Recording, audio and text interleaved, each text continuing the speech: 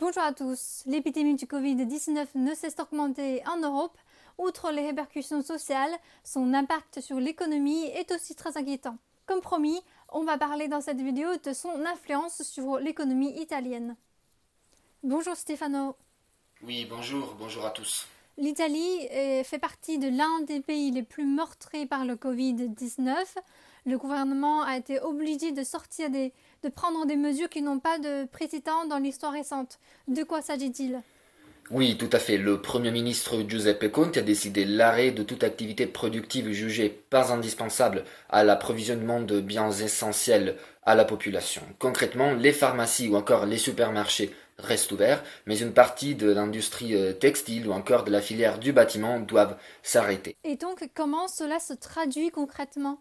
Eh bien, il est très probable que l'impact économique de ces mesures soit catastrophique. Le gouvernement n'avait pas le choix, mais l'arrêt de la production et la baisse du niveau de la consommation pourraient précipiter le pays en récession. Concrètement, les secteurs les plus touchés seront le tourisme, qui constitue environ 10% du produit intérieur brut italien. Mais ce n'est pas tout, car si la production est à l'arrêt, cela pourrait entraîner une hausse de la courbe du chômage, mais également une baisse du niveau des salaires. Bien sûr, tout dépendra de la durée de la crise.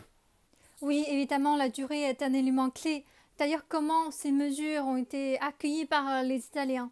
Oui, les syndicats et les salariés des secteurs qui doivent rester en activité n'ont pas bien accueilli le décret. Déjà à partir d'aujourd'hui, certains ouvriers dans le nord de l'Italie sont en grève, d'autres vont suivre. Ils demandent l'arrêt de la production par peur d'être infectés.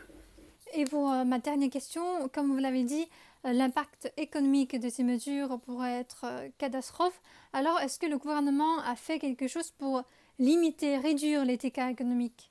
Oui, il y a déjà une semaine, le gouvernement a approuvé une manœuvre économique très importante, 25 milliards d'euros pour tenter de limiter les dégâts. Une partie de cette somme ira au système sanitaire public pour, entre autres, embaucher 20 000 médecins supplémentaires. Mais la partie la plus importante de ces mesures est consacrée à l'emploi. 10 milliards d'euros pour soutenir les entreprises et les aider à payer le chômage technique aux salariés, mais également pour soutenir les auto-entrepreneurs. Le gouvernement italien est très inquiet, il sait très bien que l'économie italienne est faible et pourrait subir un coup mortel si la crise s'allonge jusque la fin de l'année.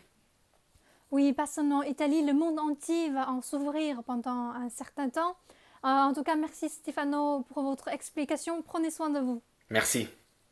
En chinois, le mot crise s'écrit avec deux signes. L'un signifie danger, l'autre opportunité.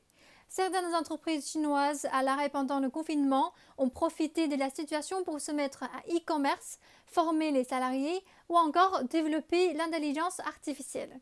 Ce qui pourrait donner de l'inspiration à la réduction de l'impact économique de la crise sanitaire.